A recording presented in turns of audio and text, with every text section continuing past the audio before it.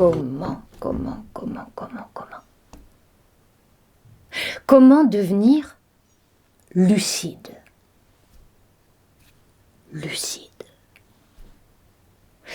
Je retourne la question au Cid, en arabe Sayyed, au grand monsieur qui me l'a adressé par écrit. Merci. Être lucide, pour un docteur en médecine, c'est être conscient, être là. Être lucide, pour un docteur en philosophie, c'est être conscient d'être là. Comme quoi tout est question de connexion. Être lucide, c'est dans les deux cas une question d'être, y compris et surtout pour celui qui se pose la question. Est-ce que j'y suis là? Ou est-ce que je n'y suis pas? Suis-je dans le coup? Ou pas? Dans tout ce qui existe autour de moi, l'arbre, l'oiseau, l'écran, le microprocesseur qui est là juste devant. Et en attendant, eh bien, je joue au professeur pour expliquer comment devenir lucide. C'est-à-dire plus clairvoyant, plus pénétrant, plus perçant dans ma façon de voir et de percevoir les choses qui gravitent autour de moi. Quelqu'un de lucide, c'est quelqu'un qui ne se laisse pas bercer d'illusions, qui ne se fait pas d'illusions sur ses illusions, parce qu'il voit les choses comme elles sont, parce qu'il est brillant. En latin, lucidus, voire lumineux. Lumineux. L'homme lucide a moins de problèmes, parce qu'il va aux choses elles-mêmes, selon le mot de Husserl. Il ne fait pas de détour, là, en passant par derrière. Non, il va droit au but. Son tir est donc plus direct, et sa trajectoire plus correcte. Pour tout sujet, il n'y a qu'un objet, atteindre l'objectif. Son objectif qui devient du coup subjectif, heureusement, ou malheureusement.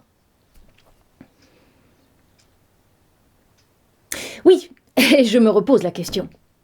Comment devenir lucide? Et je m'aperçois qu'en fait, je suis loin de l'arrivée. C'est vrai, j'ai eu plutôt tendance à dévier là. Et pourtant, je savais que pour être lucide, il ne faut pas que votre esprit prenne une seule ride. Il faut qu'il soit perspicace, vigilant, veilleur, éveillé. Donc il faut procéder à tâtons, comme ça. Comme le fit Platon dans son dialogue intitulé « Le Parménide ». Rédigé à l'intention de tous ceux qui ne veulent rien savoir, parce qu'ils ne savent pas vouloir, les ignorants que nous sommes. Donc je vais essayer de vous décliner sa leçon à ma façon, sans vulgariser son propos pour autant. Pour devenir lucide, il ne faut pas être psychorigide, non. Mais être plus sensible, plus flexible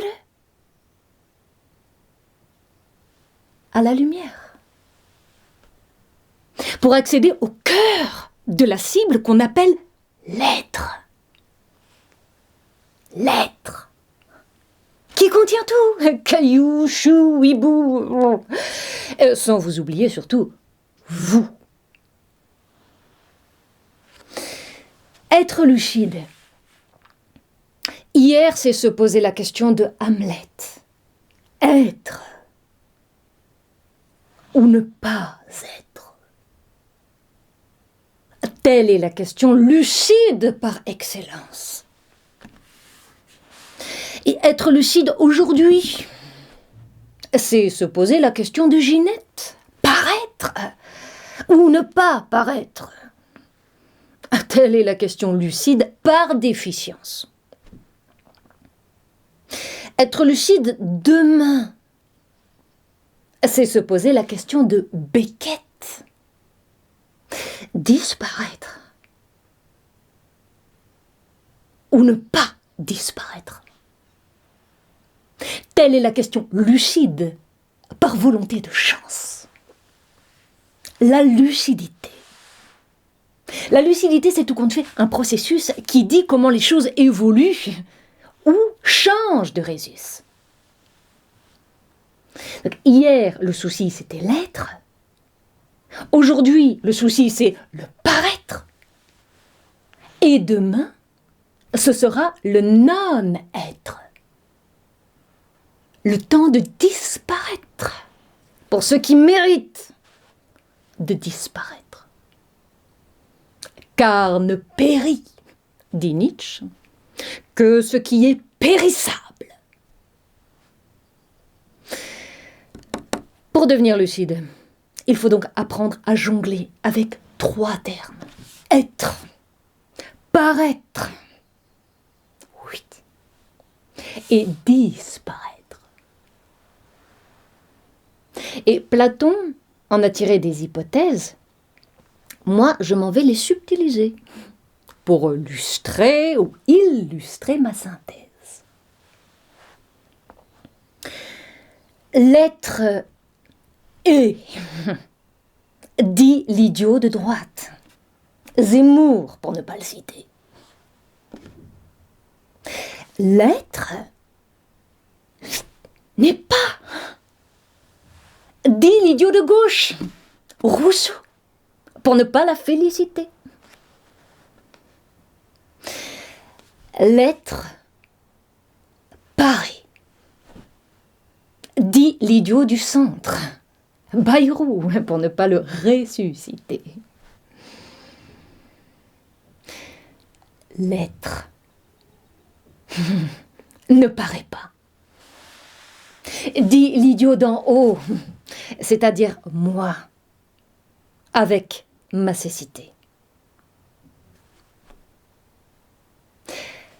Le paraître est, dit l'idiot d'en bas, Macron, pour ne pas le plébisciter. Etc., etc., etc. Au revoir. Au revoir, oui.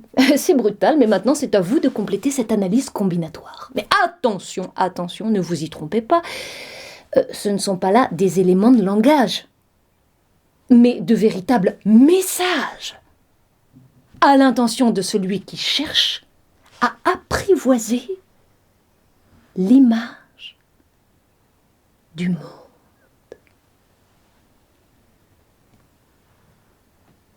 Lucidité.